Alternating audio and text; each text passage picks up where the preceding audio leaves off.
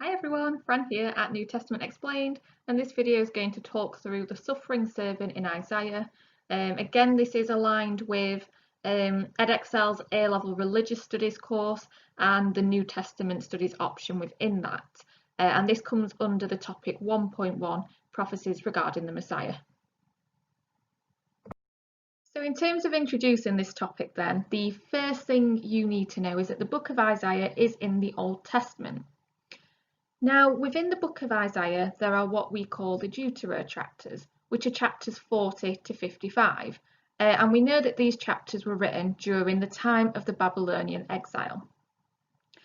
Within these chapters, we get an unusual figure who has come to be known as the suffering servant.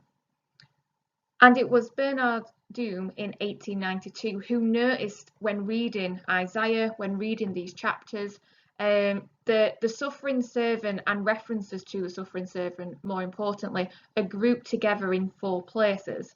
And his work has led to these 4 areas being known as the 4 servant songs. So what I'm going to do now is give you a brief overview of what appears in each servant song, and the second sort of paragraph on these slides going forward are going to give you examples where Jesus may be compared to the suffering servant. So in the first servant song, God chooses the servant who will bring justice to earth. And the servant is a kingly Messiah and a prophetic Messiah. And if you've watched a previous video where I've introduced prophecies regarding the Messiah, those 2 terms you will understand. And ultimately, the suffering servant is going to bring God's will to earth.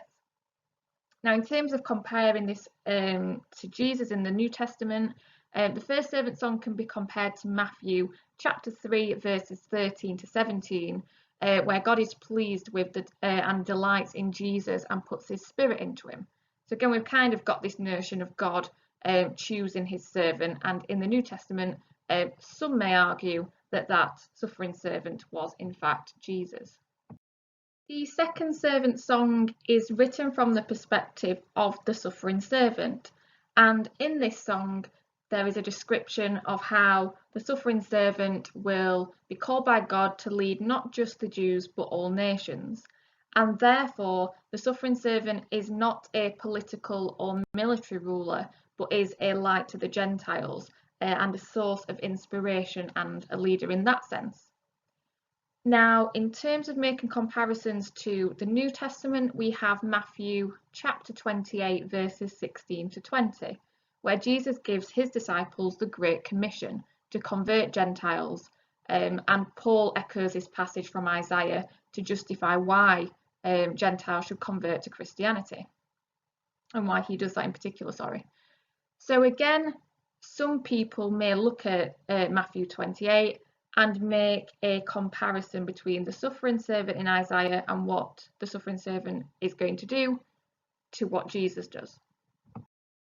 The third servant song is also from the perspective of the servant, and in this passage the servant describes the abuse he will face, but ultimately his confidence in God offering him protection.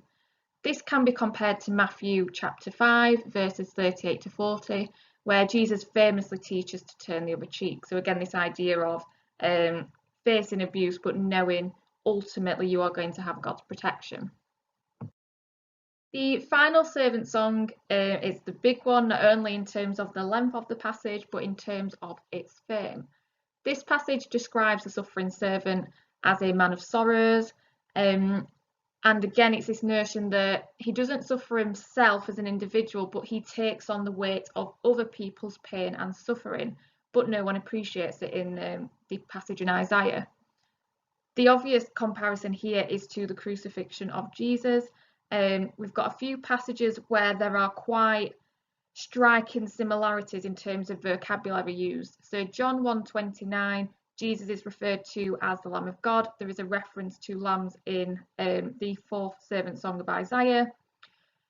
We've also got John 19:34, where Jesus is pierced with nails for the sake of mankind. Again, in Isaiah, you get a reference to being pierced.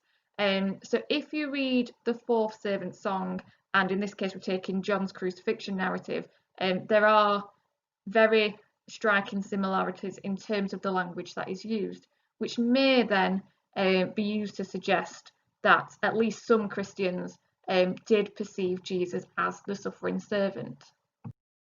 This then marks the end of my brief overview of the suffering servant in Isaiah.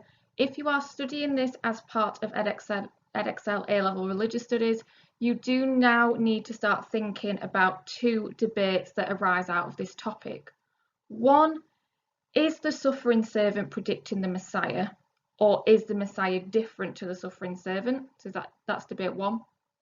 Debate two is whether Jesus was the suffering servant or not. So this video covers assessment objective 1 and the content, but you now need to start pushing yourselves to think about what the suffering servant means in terms of our broader topic, prophecies regarding the Messiah. Thank you, and as always, make sure you're subscribed if you are not already.